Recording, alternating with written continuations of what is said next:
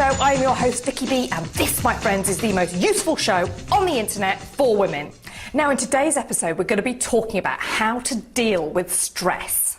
Now, I've only got 3 minutes rather than 3 hours to talk about stress, which is kind of stressing me out a bit, actually.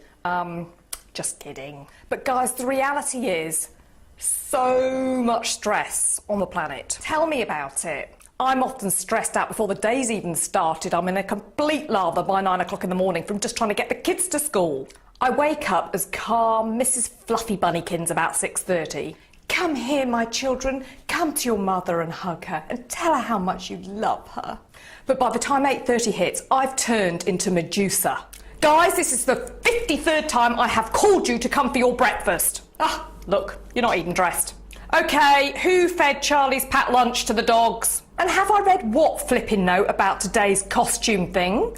Dear parent, can you please send your child dressed to school tomorrow as an Elizabethan for our school project? Stressed!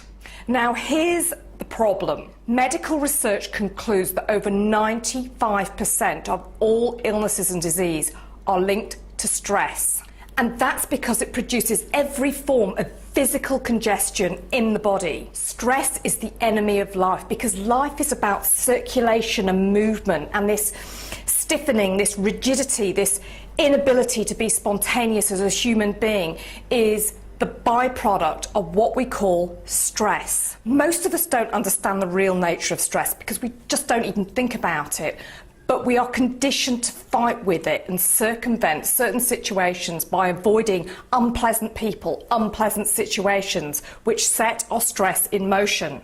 So we overdrink, we overeat, we think, we plan, we pop pills, and we end up doing 100 things that we think is going to help us cope with the stress. But in fact, what happens is that it exacerbates the situation and we end up being a slave to the very thing that we think liberates us from the stress.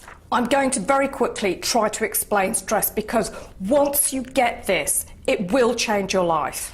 And I just want to make the distinction here that the type of stress that I'm talking about is the long-term, habitual, insidious stress that we cause to ourselves from having a life consistently out of balance. I'm not talking about the great feelings of anxiety you might have with the onset of a sudden traumatic situation, or if you just get a big fat bill through the post. Stress is where two opposing forces meet each other.